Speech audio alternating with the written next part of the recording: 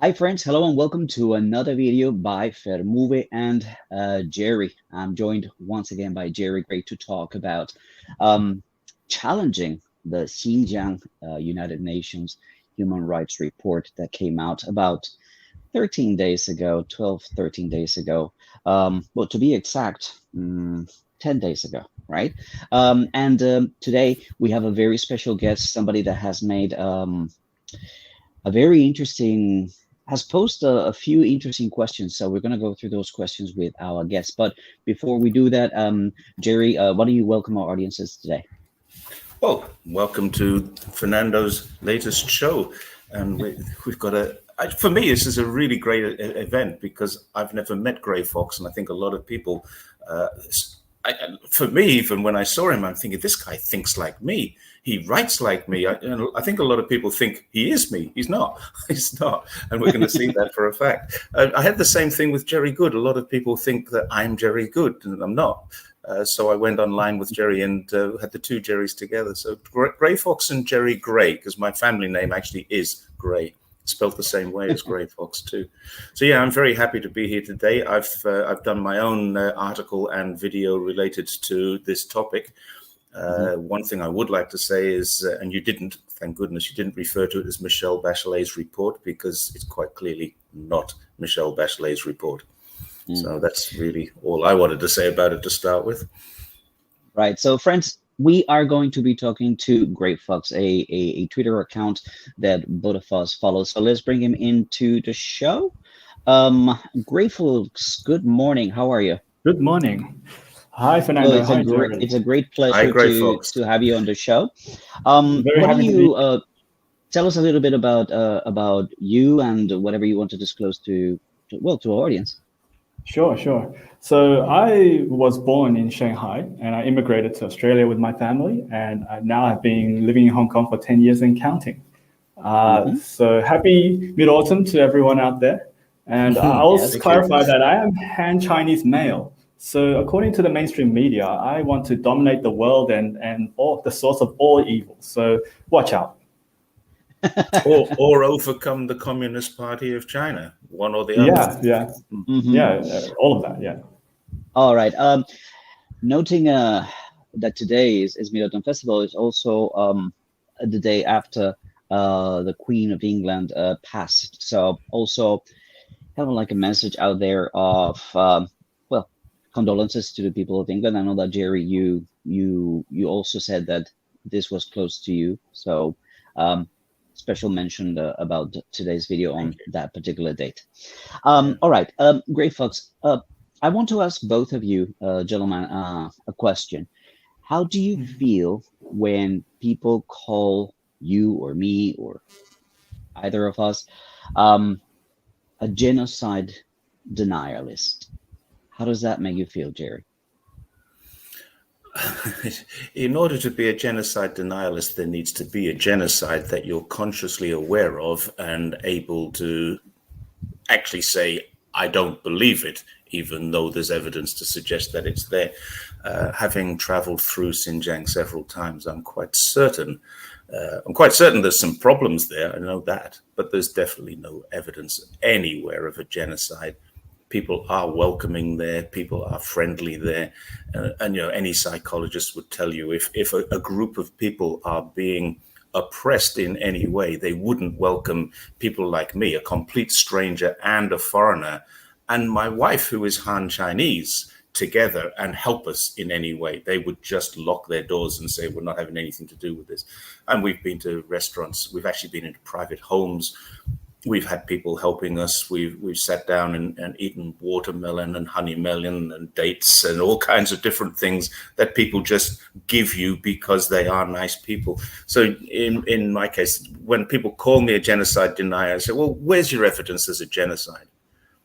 There isn't it? Yeah, completely agree with that. It doesn't really bother me because it's a fantasy in their minds. It's happening. Yeah. So, okay, yeah, I'm denying your fantasy. So that's great. All right. Well, gentlemen, thank you. Let's jump right into what we want to do today, which is to talk about your threat, your tweet posts that were I understand that you went on a show with Danny earlier. So Spirit of this hope. tweet has actually taken a lot of people by ask a lot of questions that are important for people to know. Today I'm like blah, blah, blah. My tongue is not right, so you will excuse myself. So let us dive into the first question that you asked. You're asking about the suspicious elements in the report, and that it's important to call into question its legitimacy. The first question that you ask is, okay, who wrote the report? And as Jerry mentioned earlier, there aren't too many signs that this was Michelle Bachelet's report. So, Greg Fox, why don't you tell us what is your line of thinking when you posted this? Yeah, so I think this point wouldn't be so important if the quality of the report was good. If it was a good report, then maybe the author doesn't matter so much. But since it's such a poor report, then this question becomes important. So if you look at the tweet by the United Nations that tweeted out the report, it was at 12:20 a.m. Geneva time on 1st of September. And that is equal to 6:20 p.m. US Eastern time in New York. So, these things are typically simultaneously released, right? So the report and the tweet typically simultaneously released. However, potentially the tweet goes out after the report. It's possible. But there's some, in my mind, there's some doubt as to when this report was actually published. It could be published on the 1st of September at 12:20 a.m. in Geneva. So that means Bachelet is no longer the High Commissioner for the Human Rights. There are newspaper reports that it was released slightly before midnight on Geneva. It's possible, but they don't actually provide proof of that. There's only that timestamp in the tweet from the UN. So we have to basically trust those newspaper reports that they were being accurate, which I'm not particularly ready to do right now without any proof. However, okay, let's say it was possible. It was still, say, minutes to midnight, right? Do we really expect a quasi-government employee to work to midnight on their last day? I don't know. I think it's a bit suspicious. So, all right. So, sorry. On the question of who wrote the report, Jerry, what answer do you give to that question, and why do you have that answer? I'd like to add a little bit to Gray Fox's scenario there, and I can imagine Michelle Bachelet fighting off this release and saying this release is not going out. This is not going to happen during my tenure. And I'm guessing that she got to 11:30 and started clearing her desk. And she said, I'm not leaving this room until I know that this is not my report. This is not the report that's going out. This is a scenario that I live with in my head. And about 11:45, she said, well, it's too late now because all of these reports go out with press conferences. It's too late to call a press conference, get people together, make the announcements. She packed up her bag and then she left. And someone said, great, the bitch is gone. Let's press the button and release this report. That's how I see this happening. I'm quite certain, given what I've read in the report, given what I saw in her, she made a speech to an oral report, not a speech, but an oral report to the United Nations. I think it was the 11th of June. She made a press conference at the end of May when she was leaving China, before she left China. Now, I understand that while she was in China, she probably didn't want to disturb or upset the hosts, and that's fair enough. But a few days later, 2 to 3 weeks later, she reported to the United Nations what she had found in China and what steps were in place in China, and they completely contradict this report. So if someone says to me, Michelle Bachelet did write this report, I'd say, prove it, because all the evidence, if I may use their words, the credible evidence is that she did not write this report. Somebody else wrote this report. Who wrote it? I don't know, but I've never seen a United Nations human rights report, and I've looked at a few of them. I've never seen them referencing tweets. And this is something that is happening. I've never seen them referencing already debunked information. And there was some information from an Adrian Zen's report from couple of years ago, where he got the numbers of the IUDs wrong. That's actually been debunked. I think we're And they getting a little bit ahead of sorry. the show, because that's something that Greg Faxon Yeah. points out in his thread. So, Oops. who wrote Okay. the report is the first question, and that's how I started my video on that particular report, or how I Who concluded it. knows Sorry, the answer? Yeah. her Who name knows? is not there. It's Yeah. customary to She have didn't her sign it. Her name name's there not mentioned in it. in the preface, or somewhere. Her name is Her, not there. So that's the her first thing. visit wasn't just her visit. There were a team of 5 people here 2 weeks before her. They're not mentioned either. Now, okay, you don't want to mention because she was not actually involved in any investigation. She made that clear. It's like, you don't get the police commissioner going down to investigate a crime. They can't do it. They can go to visit the scene of the crime, and that's all they can do, but they can't investigate it. And that's what she was doing. She went along there to show the seriousness of the United Nations commitment to this issue. That's what she did.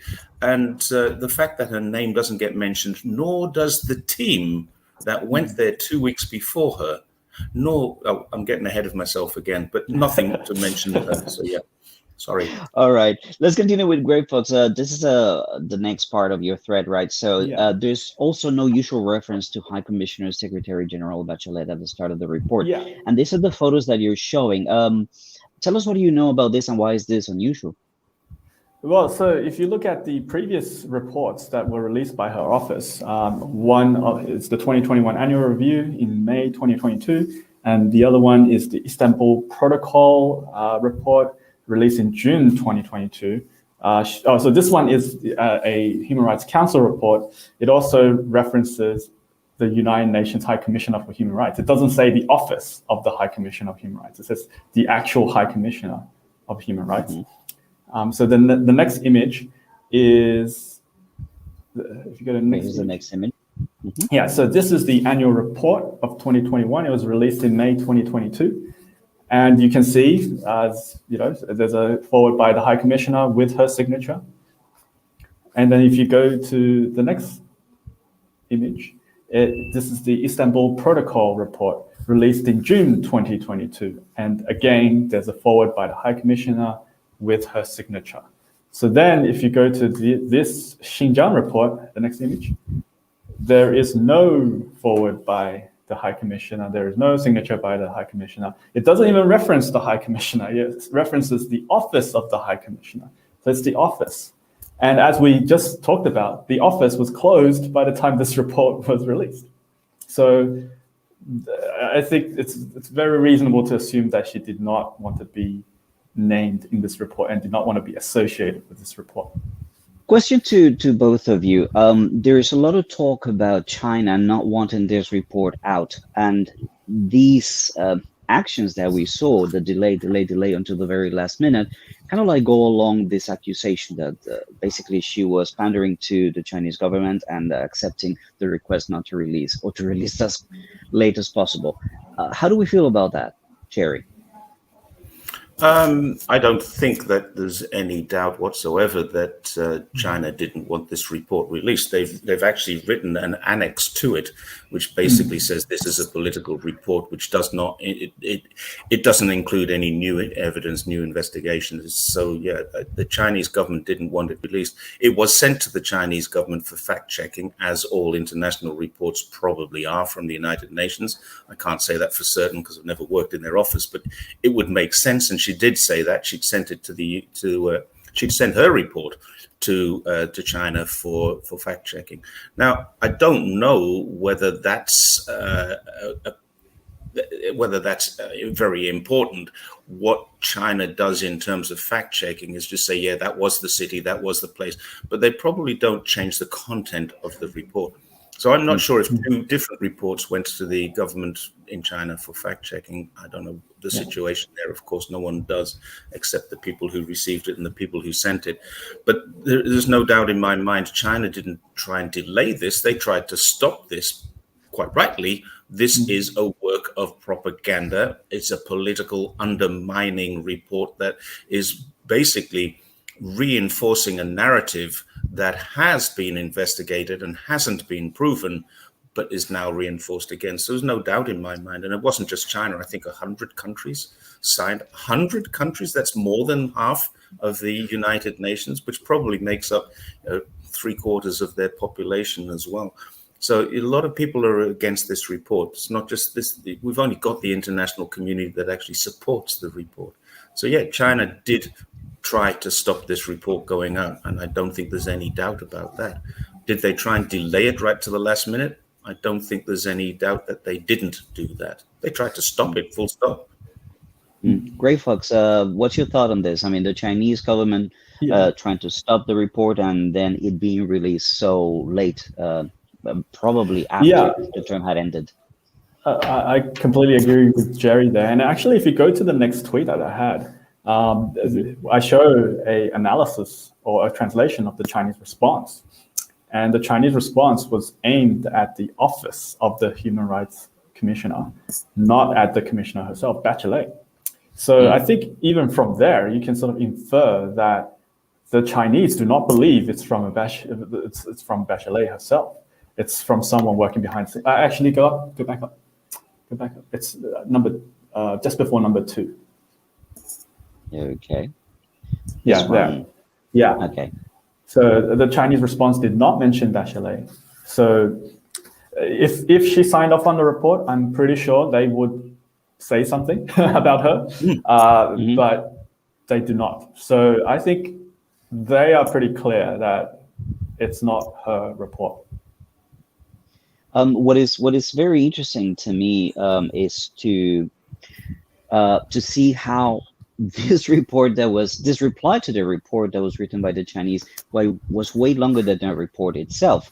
And what the Chinese did in that report was just address every single one of the questions that were raised in that report, which is, again, it was not a new report. There was nothing new. The only thing that was considered slightly new was the police files, the report by the BBC. And we all know all the issues that happened with that release, the server going down because they needed to fix some font issues and some pictures of people who were Han as opposed to weak. There were a lot of issues with that. Perhaps the biggest one, the fact that Aaron Sands was given these files anonymously, right? Because it's AA. Always and anonymous. He was the last editor of the Word files.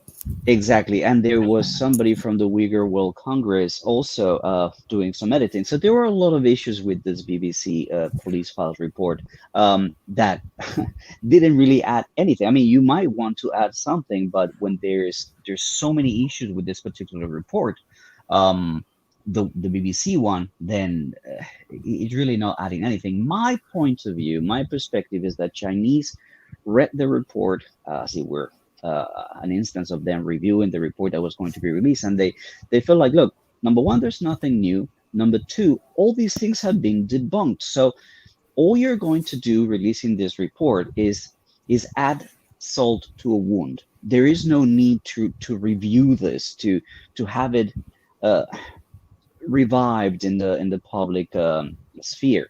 So I feel that that's how they felt. This is dealt with, this is done, we don't need to go over this again. But again, here we are 10 days after the report and we're still talking about it. Why don't we move on to the next part of your tweet? Which one would you like to address, Greg Fox, next? Well, just following on from what you say, so the next question was, so Bachelet's visit in May was not really referenced at all in the report. So it was mentioned one time that she was visiting in May, and then it was basically completely left out of the report. Her speech during the visit or at the end of her visit was not referenced, and no findings were referenced in the report. So it was almost like it was forgotten. But as you say, the Xinjiang police files, which were released at the same time as her visit to coincide and to distract from her visit, that was referenced multiple times. Even with all of the problems of those files, that was referenced multiple times. So is this really a genuine UN report when you don't even reference your own High Commissioner for Human Rights, but you reference some random reports from somewhere, from victims of communism? Now we're going to talk about some of those things that are referenced in the report. So let's bring it back up. And okay, on the next one. So yeah, if you could there are down, multiple that's the next references to one. the Xinjiang police files, yes, which was released at the same time as the Bachelet's visit. let's take a look at some of these reports, right? Oh, this is too big. Okay. So if you can go to the next next screenshot. The next screenshot. Yeah, this one. So I want to raise something in this one, which I can't, it's too complicated to go into on Twitter in the thread. So if you see here at the end, it says reportedly allows shoot to kill instructions in the case of escapes. So shooting, this is in relation to police manuals in those Xinjiang police files. So a few points, there's a lot of problems with this. Firstly, police manuals typically do not instruct policemen to shoot to kill, right? Jerry could correct me if I'm wrong. Correct. Because law enforcement is meant to arrest perpetrators alive so they can face justice. You know, the instruction could be lethal force may be used under these conditions, but I don't think you will ever instruct your police officers to shoot to kill specifically. Correct. So I think this is... So I just interrupt you if you don't mind, Grey Fox. I was a trained police firearms carrier, firearms holder for a couple of years in the UK. And there are two things that the words that we don't use. One is shoot to kill and shoot to maim or shoot to wound. You shoot to stop. That's what it is. You aim at the largest part of the body. You don't aim for the legs. You don't aim for the arm. None of that. You simply, most police officers carrying handguns, and they're not very reliable in terms of their accuracy, particularly in the UK, where they have the snub-nosed police special, which is basically about the barrel's about this long, and you shoot to stop. That's the only thing you would do. The only Hollywood has shoot to kill, I think. Yeah. And of course, newspaper reporters use this and say, China is terrible. One other aspect that can add to this, the last time the Chinese police actually did shoot anyone was 2019. So it's not happening that often. That was a person driving a forklift truck into a bus stop full of people, and the police shot him dead. I think they shot him dead, and certainly they shot him. Yeah. So sorry, Grey Fox, carry on. No problem. Yeah, that's very good input. Thanks for that. So I read the actual Chinese version of that manual. So they do actually use GB, which does mean shoot to kill, but I don't think that will ever appear in any formal Chinese documents, to be honest. But also, if you look at the order of the manual, this shoot to kill instruction comes after the police guards are instructed to call in the SWAT teams. And the SWAT teams would arrive within a few minutes, very quickly.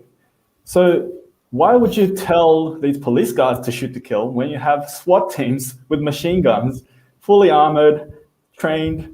They can do that. You should instruct them to shoot to kill. If you wanted to do that, you would instruct them, not the police guards who may not even be armed. Some police guards are not armed.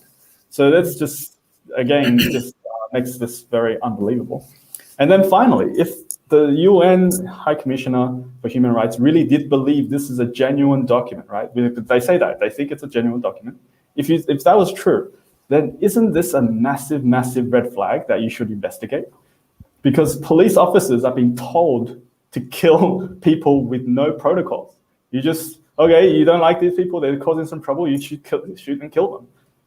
Like, if I was the inspector, I would be going, okay, so how many people have you actually killed under this instruction? And can you please change it immediately, because this is a massive human rights issue. So in this particular report, and I'll be putting into the report, with massive headlines, and trying to do an investigation on that. But in this particular report, they just mentioned this shoot to kill order 2 times. One time in that screenshot, that footnote, as almost an afterthought. And then another time in another footnote that focuses on torture, also as a bit of an afterthought. So it's basically like they read this and they said, okay, that's interesting. Let's put it in there for maybe some headline purposes. But they didn't investigate it. They didn't care.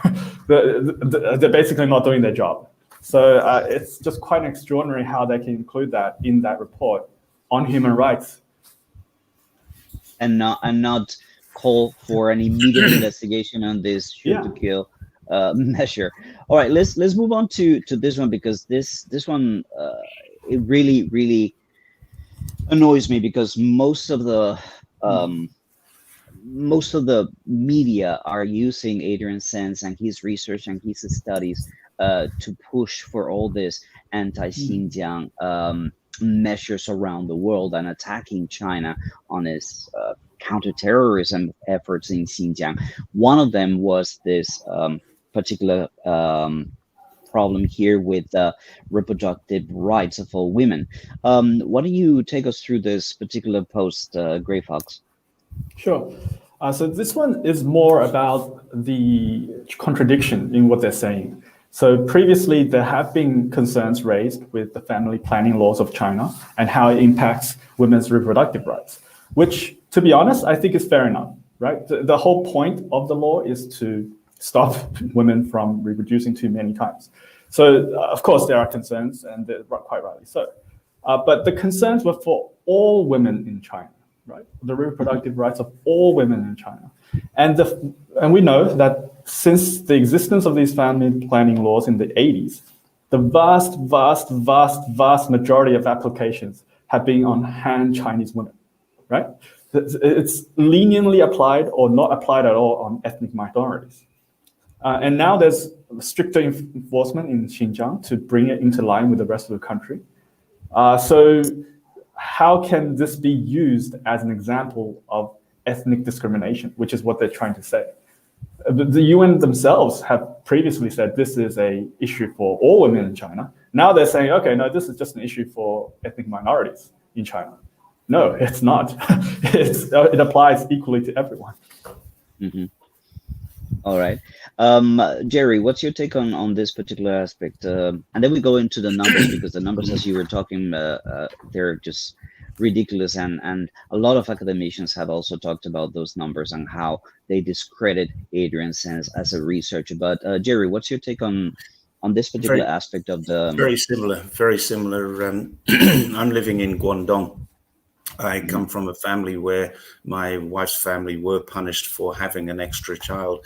And we know that situation exists, and we know it was harsh. And we know that was an issue in relation to human rights against women.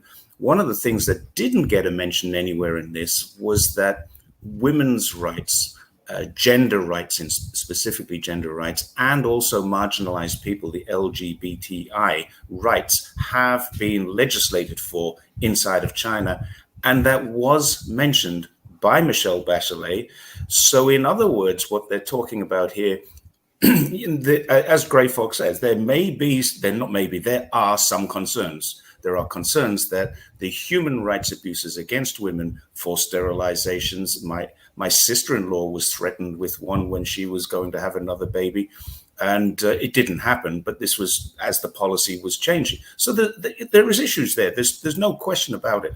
But what actually has happened historically needs to be dealt with in a historical context, not going forward. This is not happening now.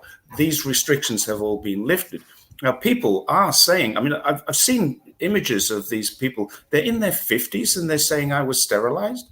Why would you be sterilized when you're in your 50s? That's one question I would ask. And no one ever cross-references or cross-examines these people.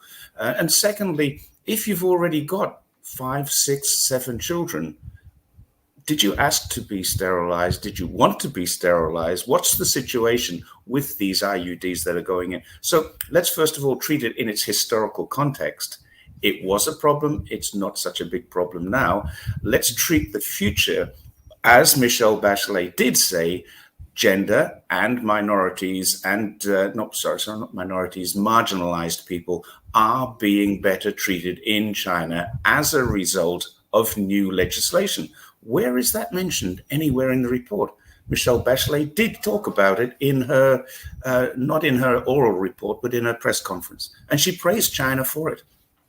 So that's my comment on that. It's historical. It's not the future.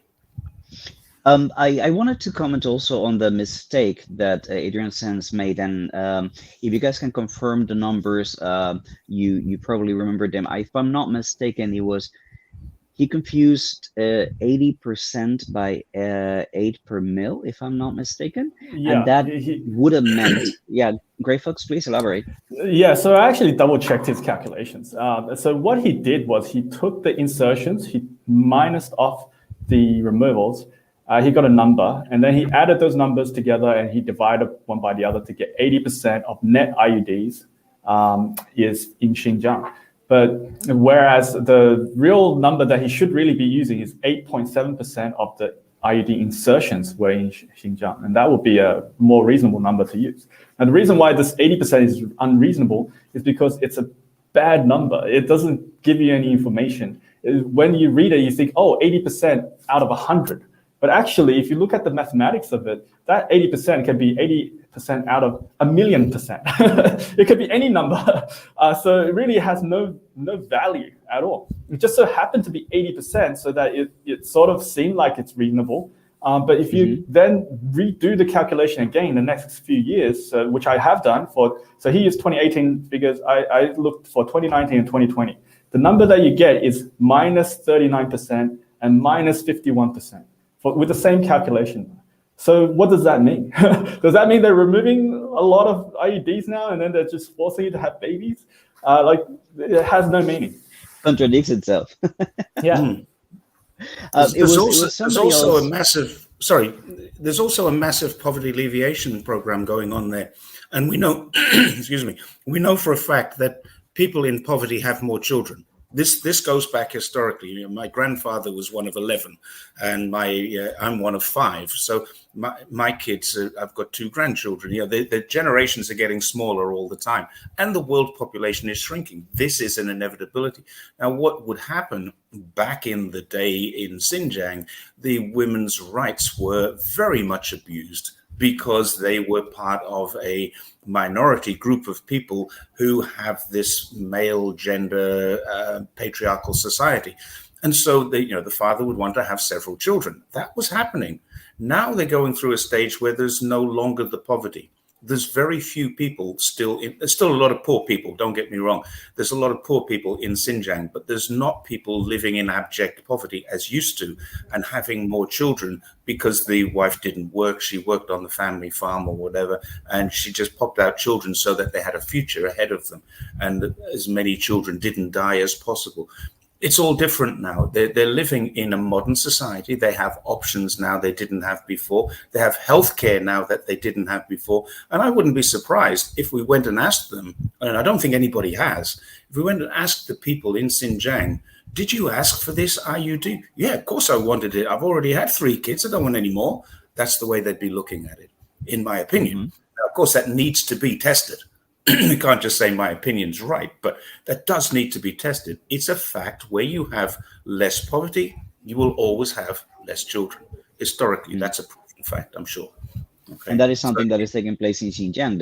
The poverty alleviation scheme is amazing. When place. you go there, you see, for example, pictures how certain touristy areas were in the past and how they are today. And because they are the way they are today, they bring in more tourists. That's what we saw in summer. In summer, there were millions of people going to Xinjiang, to the point that they were sending messages on social media like, "Don't come to Xinjiang. We're packed." So yeah, that's something that needs to be considered. When the living standard of people goes up, they tend to have fewer children. Let us move on then, Grey Fox, to the next topic, which is also very important because we are discussing your tweet, and we are entering this new space in the world where social media becomes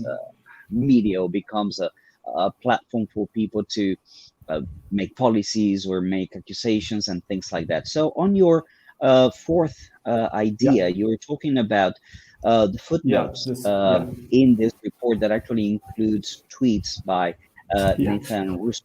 Well, so can you take us through that one?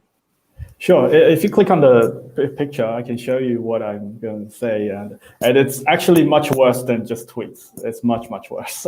Okay, so once we get over the shock of a reference to Twitter itself, okay, so if you look at the reference, so the last little piece underlined there, so N Russo on Twitter, that's the reference, right? So there's no Twitter handle, there's no specific tweet. It just says N Russo on Twitter. So I think we all know who it's referring to, and we can find the right account, although I'm not sure which tweet they're talking about, but at least I can find the right person. But if you do not know who it was, and then you just try to find him on Twitter by, say, typing in n.rusa on the Twitter search function, who knows what results you're going to get and who you're going to click on, right? And so it could be a Nicholas Rusa, it could be a Nicole Rusa, it could be an n.rusa that I created in tomorrow, and it's just an account that I put random information on. And now you'll be an official UN referenced account because the UN does not reference a specific account. So that's very, very sloppy. And they don't, it's kind of mind blowing, really, that they can just say that in the report. And then once you get over that madness, right? Okay, so let's assume that we can find the right Nathan Russo account. We assume that Twitter is a legitimate evidentiary platform, which is debatable. Okay, so let's remember what his expertise is on Xinjiang. It's via satellite images. As far as we know, he hasn't ever visited Xinjiang. He has not. No. So both of you, Fernando and Jerry, you have lived in China for many years. You've physically been to Xinjiang. You've filmed in Xinjiang. You talk to people in Xinjiang. You can probably go and visit a local Xinjiang restaurant today and then ask them about their hometowns.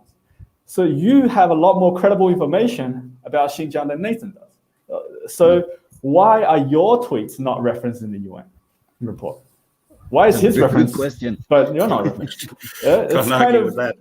Yeah, and then furthermore, even more than that, there are actually people from Xinjiang, Uyghurs and non-Uyghurs, on Twitter who are sharing their stories about their hometowns, who are sharing their opinions. So why are they not referenced in the UN report?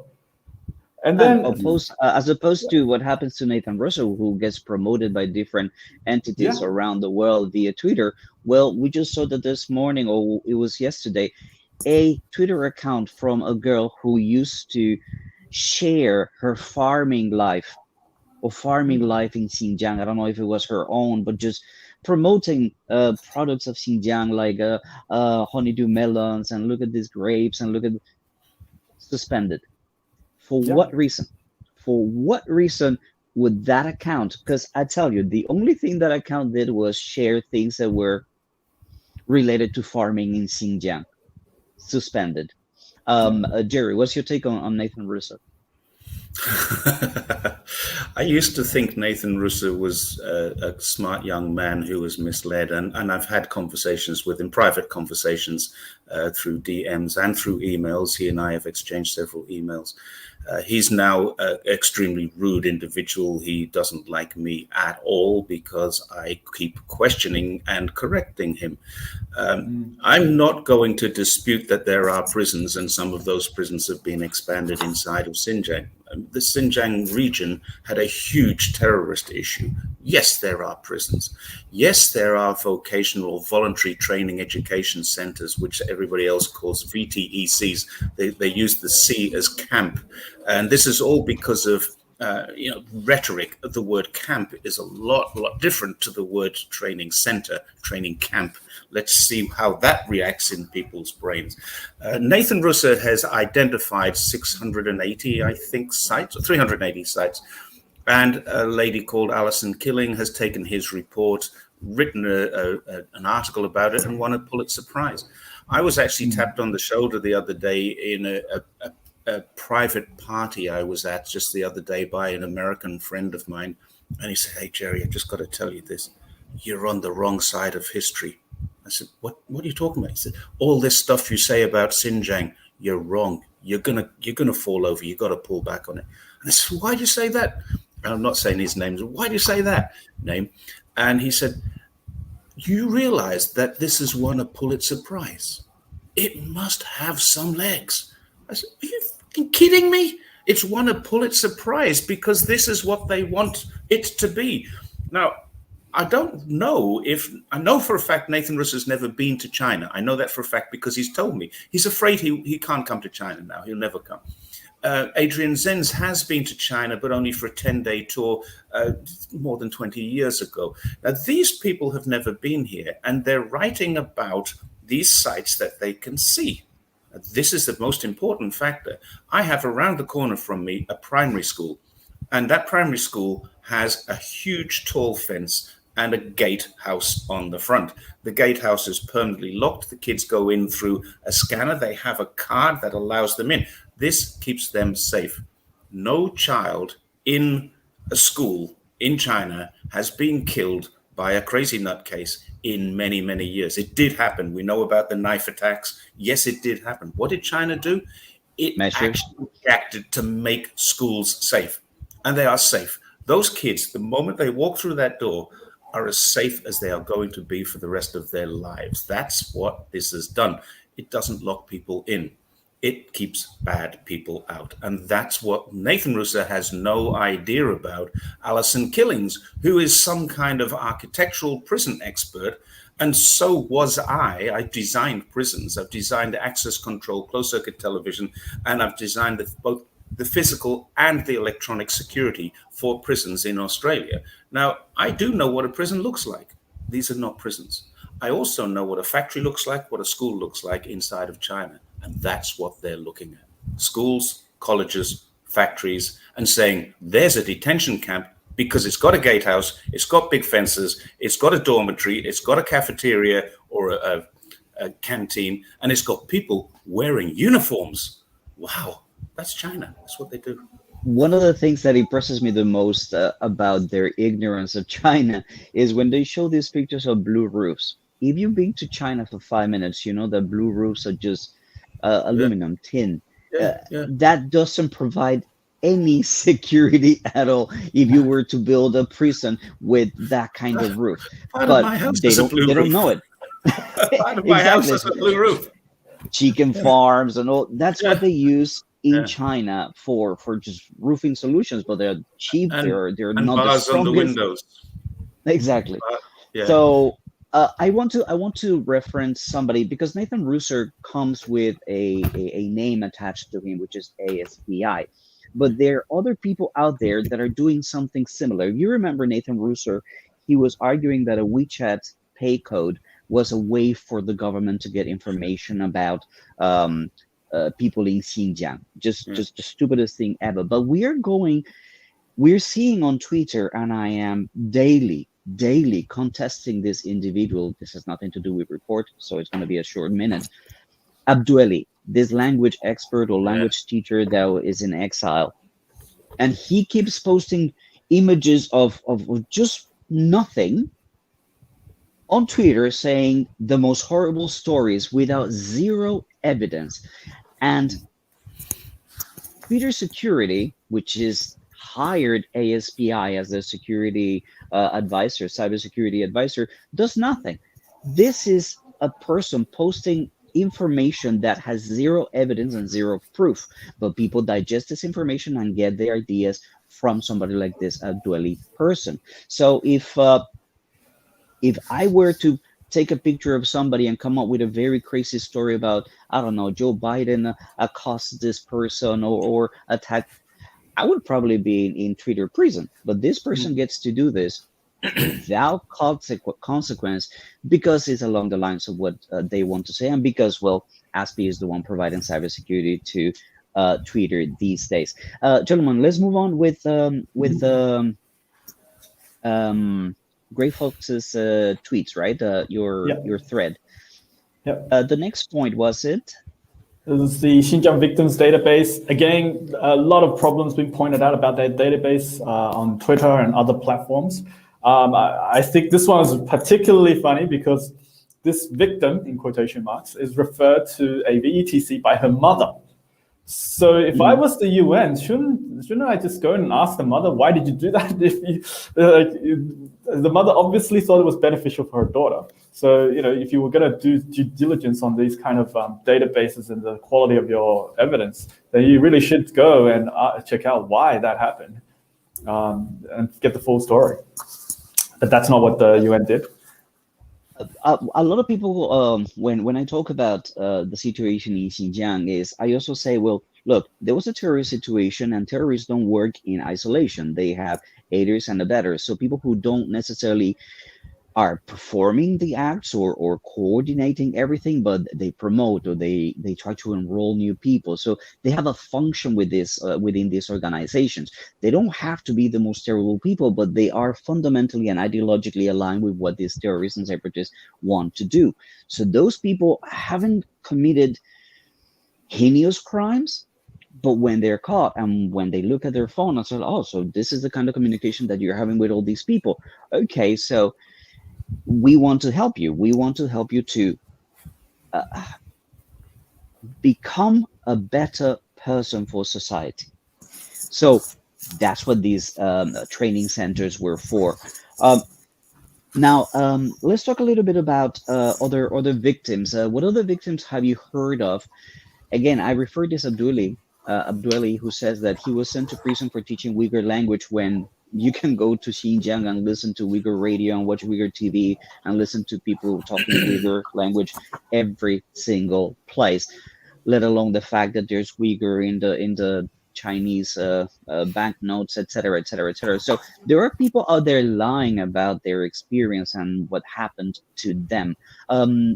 Jerry, do you recall any others that have weird stories about? Yeah, there's a few weird stories. There's that lady who said, first of all, claimed she was a teacher in a detention center, and then claimed she was the same lady. A different interview claimed that she was a prisoner in one. She also, in another interview, claimed that she was never abused, and then another interview claimed she was starved, and then in another interview claimed she was forced to eat pork. I don't know how long she was in, whether she was starved for a couple of days and then forced to eat pork. I don't know the story there, but it was, none of these things actually show any degree of continuity. It's like they haven't quite got their continuity editing right. We've got these people who say one thing and then a month or a year later say another thing. We had that long debate about the police officer who was there as well. And I very much to this day, I doubt that guy was a police officer. I don't know. He's just disappeared into the ether. There's a lot of different things like this the guy that you're talking about who claims to have been arrested and then convicted and sent to prison for teaching Uyghur language is now living, I think, in Virginia, United States. I'm not 100% certain. He might be in another country, but he's not in China anymore. How the hell did he get out of China? The borders are closed. You need a passport. You need a visa to go somewhere. Xinjiang doesn't have any embassies or consulates, so he's had to travel across China, go and lodge an application for a visa. If he's in America or Europe, you can't just do this online.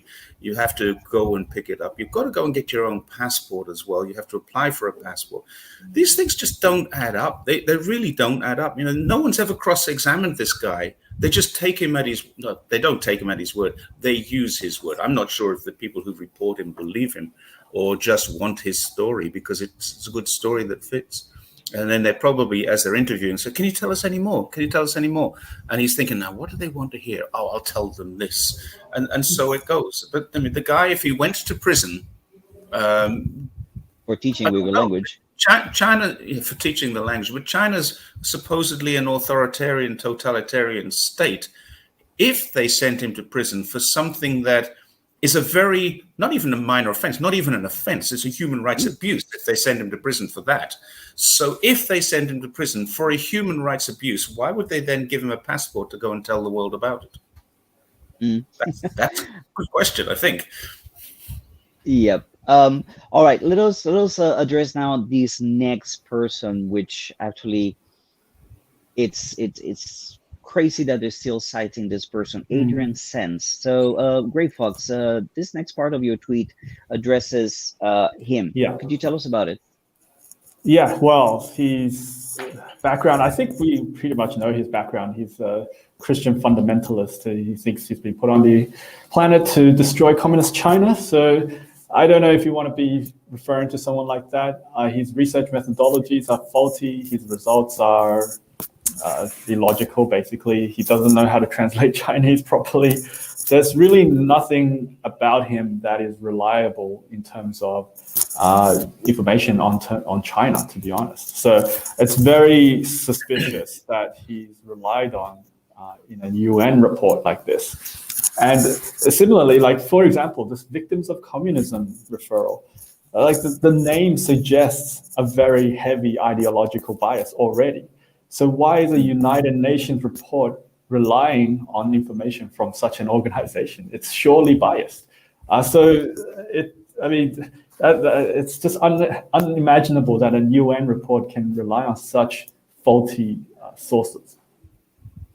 And one thing that we were talking about, or that people in certain circles here in China are talking about, is not just what you say, but what you don't say, right? So it's very easy to create a lie by not saying things that are true. And this visit, this next part of your tweet, is something that Jerry also talked about in his video. Who's, I don't know, 50,000 views already. Congratulations on that one, Jerry. I don't think it's that many, but thank you. I think it's my biggest yet. Yeah. Yeah.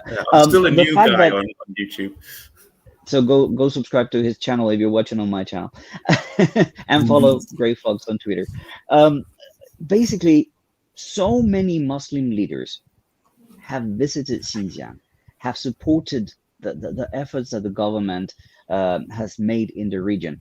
But this is not given as much of a voice out there in the media or out there with government or even in the report. So Grey Fox, what do you comment on this one? And I think this might be one of the worst cases of bias in the evidence that they use. Diplomats from Muslim majority countries are not mentioned at all. I didn't mention this in the tweet, but Voronkov, the UN anti-terrorism expert, he is not mentioned in the report. In a UN report, they don't mention their own anti-terrorism experts' assessment. They don't mention the assessments of diplomats from the member countries. They mention evidence from victims of communism, but not those other organizations. So it's really bad how biased the evidence can be. I would say you should never ever mention any evidence on victims of communism because it's just way too ideologically biased. But if you're going to mention them, surely you should mention the diplomats, your own assessments, your own terrorism expert, any other credible organizations, right? So anyway, it's just very frustrating. Okay. Jerry, can I add a little bit more? Can I add a little more to that as well? That's why I invited you for. Thank you. I did a little more research into that, and I knew about the Vladimir Voronkov visit. He's the United Nations head of counterterrorism. He came across, he looked at the VTECs, and he said, this is a very good idea, blah, blah, blah, blah, blah. Now, his report has never been released. There's no report written by him that I can find anyway. So maybe if someone has access to that, I'd love to see it. But let's go a little further than that. There is a report written by United Nations Human Rights Special Rapporteur and a United Nations human rights independent expert on two different things. Human rights experts have visited China, not Xinjiang, China, 2 times in the last 3 years. China is not hiding at all from the Human Rights Commission or the Human Rights Council. China is opening its doors to them. It invited them in 2018. And the reason it was a late invite is because America kept stopping it. In 2018, Nikki Haley removed America from the United Nations Human Rights Council. The moment America were removed, China got in there with an invitation which would have been blocked and said, come and visit. It took this time to get that visit happening. So China's not hiding from. America are trying to stop it from happening. Now, having said that, I'll go one step further and say, why do you think that when a human rights team visited the United States, they were arbitrarily detained and then kicked out of the country without entering properly? The United States stopped a UN human rights team from entering its country at the same time as China is allowing the UN human rights teams to enter the country. In China, in fairness, this is not about Xinjiang. Those 2 visits one were about aged concerns, human rights for old people. One was human rights for poverty, abject poverty. So China is not saying to the UN Human Rights Council, you can't come. It's saying, please come and have a look. And America, on the other hand, and you can go onto the UN Human Rights Council's webpage, and find reference to this. There is a report that the United States arbitrarily detained a UN human rights team when they tried to enter America to do an investigation. Wow. If America are doing that and China are doing this, what does that tell you about things in the world? It tells me that what I'm listening to, and I'm not trying to be whataboutism here, but what I'm listening to in the rest of the world doesn't add up to the reality of what's happening in China because of that. All right.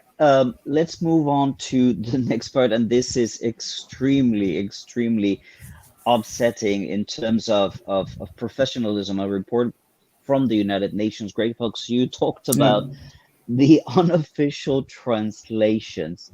Yeah. Who has heard of that in the United Nations report? Making it worse, Chinese is an official language of the United Nations.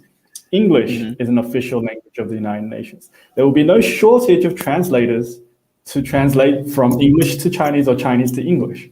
And yet, the UN report relies on unofficial translations, probably done by people like Zenz and Aspie and their friends. And we know they can't translate Chinese. So how can this? So this is basically bordering on negligence by the UN to use these translations. Because if you really think they're authentic documents from the government that they're trying to hide, should you not translate it properly and make sure that the meaning is clear, rather than just rely on some unofficial translation and the meaning could be obscure? It's unbelievable for the UN to do this. No, and they have taken enough time to do this report, right? They went until the very last minute to publish it, so they could have hired somebody to do an official translation and spend their time making sure that all the meanings are correct. Jerry, what's your take on the translation, mistranslations? What examples do you have of things that have been they were probably pushed. They were probably pushed for time because that was released in 2016 and they've only had 6 years to get it right. I don't know. Honestly, the sarcasm coming out there. They've had plenty of time. All of these documents have been available. The article, the report, probably, I'm thinking it's more like an article than a report. The United Nations report is... It's supposed to be an official UN report, and I couldn't agree more with Grey Fox here. Why rely on an unofficial translation when you have literally got an office full of Chinese translators in your building or in your company, corporation, which the United Nations is? You say there's no reason for, there's no excuse for it. It's a preference to use something which is not as reliable as your own sources. Why? I find something very interesting when not talking about the United Nations Human Rights Report, but talking about the Uyghur Tribunal in England just last year. I remember one of the experts that have prepared a document for talking about the IUD insertions and all these things. And one of the judges of this tribunal, which had no legal basis, important to mention, this was just an LLC that was called a tribunal. But one of these experts said, like, okay, but your report says something on page 44 and it contradicts itself in page 46. Why is that? And this poor young lady trying to explain herself as and then QC Nice, the head of this tribunal, when I'm like, don't worry, you can fix this before September when we have the second round of this tribunal. I just want to mention how incredible it is that organizations that are in charge of such important matters are so sloppy in their work. It just makes you wonder, are they just pulling things out of where? Because how could it be that they are in a tribunal and they are pointed out contradictions that they have written themselves? Again, let's move on to the next Grey Fox point, which was about choosing the BBC report over the CCTV report. It's the same theme basically. So BBC did this report on CCTV report on labor transfer programs. And they basically cut the report up to sound very sinister and very coercive from the government. But if you watch the CCTV report, I think there were multiple parts. They actually show the multiple times the cadres tried to convince the young lady in the report to join the labor transfer programs. They went back multiple times. So if it was forced, then there would be no need to go back multiple times. You just go and say, yeah, you're joining. Yeah, go. And then the CCTV also did a follow-up. So so she went, they did a follow-up. Okay, how was your experience? Are you happy? Blah, blah, blah. And she was happy with the results. So if you were fair, then you should just refer to the CCTV report. You say, okay, we have some concerns, but this is the full report. Rather than refer to the BBC report of the CCTV report, which just cut up and just shortened the whole process and focused on some areas they wanted to highlight rather than the entire story. So I think it's very biased for them to do that. All right. This part is so infuriating, right? Paragraph 42, where they talk about not a single interviewee said that they were able to exit the facility or go home for a visit. And the BBC report itself, the BBC video show that they had, the program, shows people going home for the weekend. Yes, exactly. So if you like the BBC, then trust the BBC, right? They show you they went home for the weekend. So the UN only interviewed 40 people, 23 of them were Uyghurs. It's a very small sample already. And since they said, okay, no one was able to exit the facility, well, we showed you a BBC report where people were exited the facility. So that indicates that your sample is way too biased, way too small, and you should get more samples. That's basically what it indicates. But they didn't do that. So again, it's just poor report writing, poor investigation. It's just weird to me that even the people who are attacking China, attacking Xinjiang, they can't get their thoughts together. You have this guy, CJ Wirleman, I think is his name. Yeah, Wirleman. Yeah.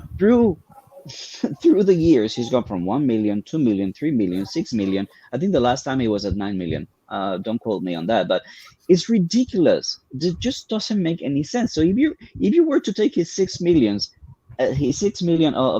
people incarcerated, and then you take a sample of 42, 40, whatever, what percentage is that? What kind of sample is that when you're talking about 6 million people? But 6 million people, you're also talking about 25% of the population of the region. That's a lot of people. 12 million total. It's more than 50% of the population of Uyghurs, but it's 25% of the population of the entire region. So it shouldn't be too hard to get a sample. I have another example I'd like to just throw in here. It's completely unrelated to this, but 2 years ago, I had an online dispute with a guy called Olsi Czezeski. He is an Albanian Muslim, and he went on a visit. He's very anti-America, so the Chinese, when he applied to the Chinese government to go on a visit to Xinjiang, they let him go. And what they didn't realize was that he's not anti-America; he's anti-everything except fundamental Islam. And he went and he was quite argumentative on his entire trip, and he posted video images quite often from inside of what he called the camps, but were obviously training schools. And there's a great video that he himself posted where he said to the teacher, "Are they allowed to practice religion?" The teacher said, "Not in school, but of course at home they have freedom of religion." He said, "Well, are they allowed to go home?" "Yes, they go home every weekend and come back on Sunday evenings." Okay, now fast forward, this same man has posted a video where he gives evidence to the European Parliament. And he said, "They told me they're not allowed to practice religion. The teacher told me that." That's a straight out lie from his own evidence. He said, "I asked if they're allowed to go home and the teacher said, no, they're not." Another straight out lie from his own evidence. When I challenged him on this, and I challenged, it's online, you can see this interview if you look hard enough. I challenged him on this and he was shouting down at me, shouting. I could hardly get a word in edgeways. And I said to him finally, "Why did you say they're not allowed to go home when the teacher on your video clearly said they are allowed to go home?" His answer, he was lying. The The teacher was teacher lying. was lying. They're not allowed to go home. I said, how do you know that? The teacher told you they were. What did you do to prove that they weren't? You just took an assumption that that teacher was telling you a lie, and you told the European Parliament. That's That you a knew. lie. Yeah. There you go. Oh That's my. how it gets out. That's the European Parliament have now passed a motion saying that there is human rights abuses, international human crimes against humanity, that kind of thing. They've passed a motion on this, and it's based on information like that. They're getting information from people who confirm on their own website that they're lying. All right, gentlemen, let's move on a little bit faster on this one. We were talking about paragraph 135. An individual lost contact with more than 30 relatives. You listed a lot of Gray Fox. You listed a lot of cases that were page by page. I want to ask you a question before we move on. Why are you doing this, Gray Fox? What is your motivation? The same for Jerry. So my motivation, I guess, this is going to be maybe a bit of a long story. So I didn't really start actively looking at political stuff until the Hong Kong riots in 2019. And so, just one thing after another, once there's the lockdowns, I had a bit more time to look at YouTube videos and do some more online research. And I got interested in this Xinjiang genocide claim because I've been to Xinjiang before. It's completely contradictory to what I know about Xinjiang and also what I know about how Chinese treat their ethnic minorities. So I just wanted to have a look at the evidence that they present, the arguments that they have, and I find that they're very unconvincing. They're very faulty, and it's pretty much a media narrative. There's no actual evidence. So that's why I'm trying to push back against the narratives.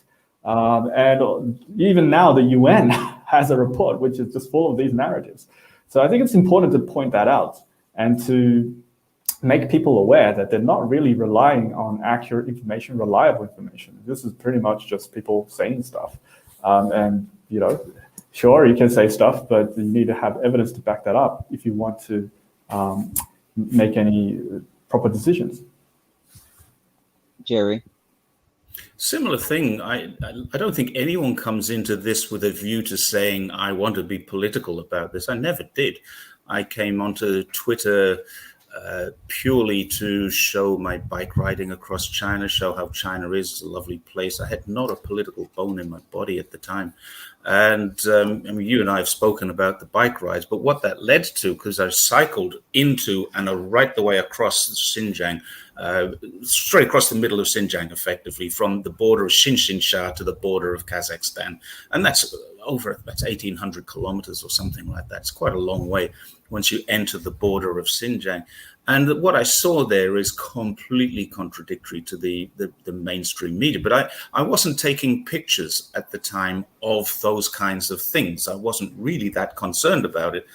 But when I started posting photographs, I got people coming back to me and saying, you can't do that. You're not allowed to go to Xinjiang. Xinjiang, what about all the concentration camps? And, I know, hang on a second, I didn't see anything like that. And I started to just say that, that's actually not true, that doesn't happen. Yeah, there's high security there, but that's all.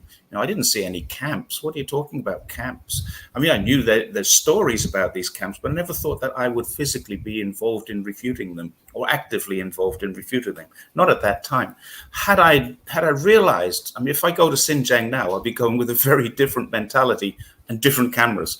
I would be there taking videos, taking interviews, talking to people in the street, talking to people in restaurants, and actually getting the real story. The real story as I know it. And I was asked in one media interview very, very early on in the piece, why do you stand up for China? And I said, I don't. And I really didn't at that time. It's a strange question.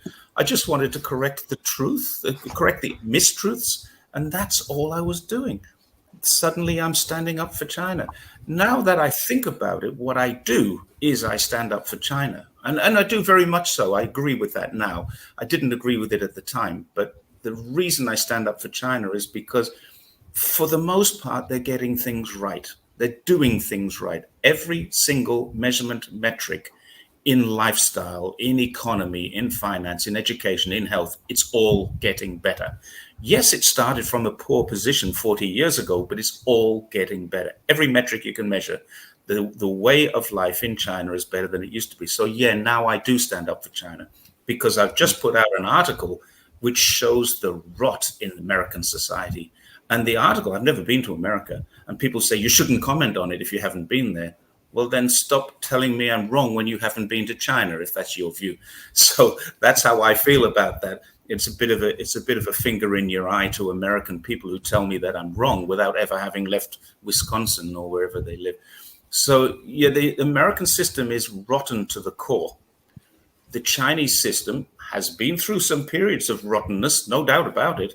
But right now, it's probably the best working system in the world for 1.4 billion people. And yes, I do stand up for China. So that's my reasoning behind it. Before we go to the next point, which is probably the most important point, the absence of the word genocide or the use of the word may constitute crimes against humanity. Before we go there, I want to ask both of you, where do we go from here? Let me explain what I'm trying to say. When the United Nations commits this full-on mistakes, produces this report that is clearly biased, influenced by political forces at the United Nations, at this level, when we see that this is a tainted report, where do we go from here? How do we move forward, and who do we go to? Grey Fox, what's your thought? Well, I think we do what the United States does, to just basically ignore things like this. So, except their reports are actually real. But I think the United Nations is a political entity in the end. So there will be various vested interests trying to fight against each other in the United Nations. And this is a report of, clear bias. So China put out their refutations.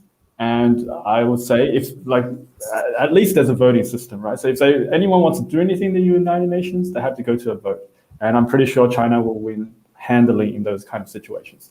So the media will make a big deal about it. Some governments may make a big deal about it.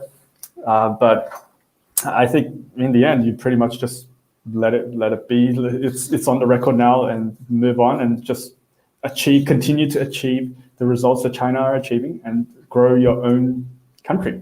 And then eventually it won't matter. This won't matter. The time will tell. The Uyghur population will continue to grow, and China will continue to get more prosperous. So that will be undeniable. So pretty much just ignore it. It's just noise. And this report doesn't even give the countries what they're looking for, because some countries have declared this a formal genocide.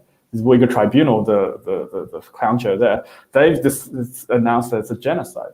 This is not what the report says. This report is actually much below genocide. It doesn't even mention genocide at all. So I don't think they can go very far with this. Jerry, where do we go from now? I'm inclined to agree with part and disagree with part. I think China needs to get a little more offensive here. I have some ideas. I don't, unfortunately, give advice to the Chinese government. I wish I did, because if they listened, they might learn something from what I would suggest. The Chinese government has been extremely patient. It is doing exactly what Grey Fox suggests that they do. It is being reticent in pushing out any form of anti-rhetoric.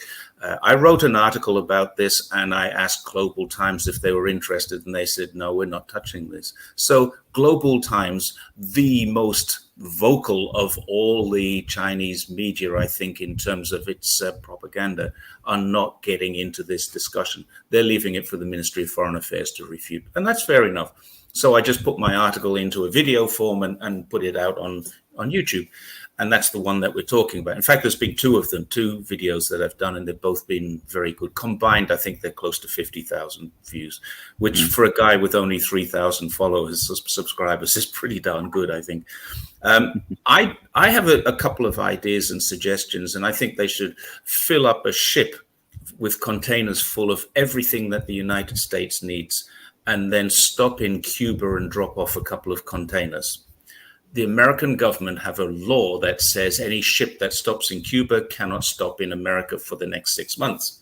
They should then say, well, we've got all this medicine for you that you're going to need. Do you want it or not want it? Because we'll take it back to China. That's what I think should happen. The American government will have to capitulate on this and say, we need that medicine. We've got to deliver it. Well, it's coming on the ship that's been in Cuba. And I think Cuba will, that's what they need to do. They need to stop off in Cuba every time they're delivering a major, something really important into America. This is not sanctioning them. This is just saying, well, we're going to deal with Cuba, which they do. There's a Cuban embassy in China. They do deal with Cuba. So why not send a ship there and say to America, you can have this medicine, but you have to forego your own sanction on this. Stuff like that. Or what needs something as simple as forcing every single product that is shipped out of China into the United States to have some kind of label or sticker or something made in Xinjiang, because now, according to the Forced Worker Labor Act of June, partially made in Xinjiang or packaged in Xinjiang, exactly. So whatever now you can't get it. Yeah. All those things that you really desperately need, you can't get it because it has a sticker made in Xinjiang, probably, and very likely. 87% of all Americans' medicine comes from here, from China. So that means that one container full of medicines going into America is vitally important. A ship full of PPE, medicines, therapeutics can't get into America. That's what I think they should do. Can't go into America until America says, oh, we're sorry. Maybe that's the way to do it. All right, so let's finish up today's video with the last point on Grey Fox, the point about genocide. Basically, it doesn't say anything. The word genocide is not mentioned. And the worst part is that the allegations that lead to human rights violations, most of them are deemed as not credible, as you pointed out in your tweet. So what are we looking at here, Grey Fox? Yeah, so as you say, the evidence is faulty. The conclusion is serious human rights violations in the context of government's application of counterterrorism. So that's actually important, because if you read newspaper articles, they just say, oh, China has committed serious human rights violations. They do not say in the context of government's application of counterterrorism. So that's very sneaky of them as well. So again, okay, now we're moving from genocide to human rights violations, but in the context of counterterrorism. So what does that mean? I think it means that we should actually study how to do counterterrorism, because there's no agreed method of doing counterterrorism. Each country is just basically doing their own thing. So if we are students of science, then what we really should be saying is, okay, I'm going to look at these on their merits and free from any preconceived ideological biases. All right, so that's what we really should be doing. So then we should, sorry, apologies. Yeah, so then if we look at the different methods, in America, their counterterrorism method, the war on terror, has been very ineffective. It has created more terrorists. It has violated every human rights in the book. So we should just leave that and not ever do that and mention that again. We should encourage America to stop it. And then if we look at the Chinese method, okay, I think we can all say that it's been very effective because there has been no terrorism for a number of years now. I think we can also agree that there's potentially problems with the implementation on individual bases, because there could be cases where people are unfairly put into training centers or suspected of being terrorists. I think it's fair to say that. However, we should be looking at ways to improve it rather than demonize it, right? Because if we demonize it, now there's no way to actually discuss this rationally without it being taboo and being called genocide deniers, for example. And the world will never move forward with a more effective counterterrorism method, and it's worse. The world is worse off. All of us are worse off. So really, I think it's a very big shame on these countries and the media or these NGOs who have labeled this a genocide, even though they know full well, and it's shown in this report, even in this report, it's proven that it's for the purpose of counterterrorism. So you really should be approaching it from a more open mind and using scientific ideals to judge it on its merits. And it's unfortunately the very same countries that established the scientific methodologies that we use today that are betraying those methodologies when it comes to this particular issue. All right, Jerry, what's your take? Very similar. I agree 100% that there are probably individual abuses in this system. You put people into prisons and you put people into uniforms guarding those prisons, you're going to get abuses. And that's a fact. What really disappoints me about this is that the United Nations have got all anonymous reports about this. Now, that anonymity creates a huge problem for China because I would suggest, knowing what I know of the Chinese government, there are no systemic human rights abuses there. Now, were there at the very beginning? Possibly. Did the military or the police go into those areas, clamp down, and then slowly ease off? And I think that's probably how it happened. They clamped down really hard and then slowly eased back, and they let people out of the system. That's possibly what this all relates to right at the very beginning. A very, very strict clampdown and a very quick easing off the accelerator and letting the gas go so that people can be resumed into their normal life. You've got to stop this in its tracks, and China may have done this very aggressively, assertively, however way you want to put it. So I'm not suggesting that there hasn't historically been some form of abuses, but whether those abuses are systemic. I know for a fact, I was a police officer 10 years. I know police officers in uniform who are aggressive, violent, overbearing, and would quite happily torture someone because they feel that that's a good thing. And it's those very, very few, tiny, tiny minority. I mean, I was a police officer for 10 years, and I know two that I could say, in fact, both of them were out of the police force while I was in it. Those two got us a bad reputation. There were 26,000 police officers in my police service, in the Metropolitan Police, 26,000, and I personally knew of two who were bad guys, and neither of them lasted longer than me. I resigned after 10 years to go and live in Australia, so that's my reason for leaving. Their reason for leaving was very different. They were kicked out. One of them even went to prison. That happens. If the United Nations has evidence of individual abuses inside of those camps, as they call them, centers, as I prefer to call them, if they have individual cases, bring those cases forward to the Chinese government and have them dealt with on an individual basis. So if there is a bad apple inside their military, inside their police service, China wants them out. Nobody wants to work. No police officer wants to work with an a-hole. I can assure you of that, unless they are like that. And I believe, I don't know about Chinese police in Xinjiang, but Chinese police in Zhongshan, here where I live, very friendly, happy people. So I don't think that this is an evidence. This is not evidence of systemic abuse within a system. This is maybe evidence. It's just maybe stories of people who are saying, I did get raped because I need a visa to stay in America. Or it could be, as we know, one person did. She started off with a story that she worked in this camp and ended up with a story of she was tortured in this camp. These are two different stories from the same person. And it morphed through a totally different versions of her story over a period of years. Now, those people have a reason for doing it. Let's bring all the evidence to the Chinese government and have the Chinese government look into it, because I'm certain the Chinese government do not want people in their uniforms who are abusive. That's the way I would say it. But at the moment, the anonymity is killing any chance of doing that.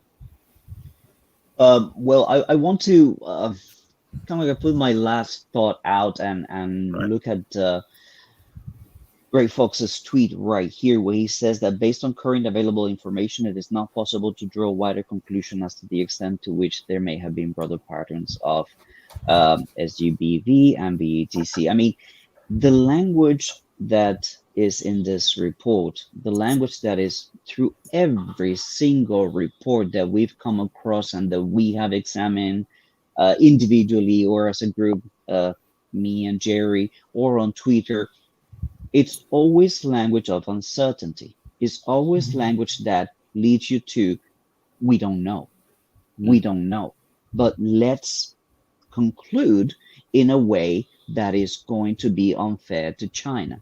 Let's conclude in a way that is going to allow us to destabilize this country that we see as our main opponent. So I really want to draw people's attention. And I think that it was funny on Twitter because a lot of people corrected themselves very quickly. The moment this UN report went out, most anti-China people were creating posts that said, like, it is clear the UN says that what measures the the Chinese government has implemented may constitute crimes against humanity, and everybody went with that wording, which is a wording from the report. And I said, like, hold on one second, do you guys understand the meaning of the word may? It basically means you don't know. And I made a short video about the water challenge, where I said to people, like, okay, if I had poison in this glass of water, it may or may not have poison. Would you drink from it? You didn't say poison.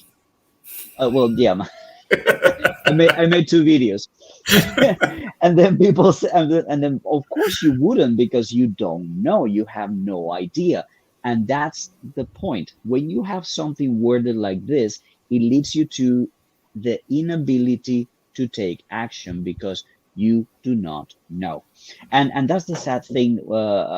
That's basically where we are. We are in a situation where conclusions and actions and countermeasures are being taken around the world against China based on documents like this, worded this way.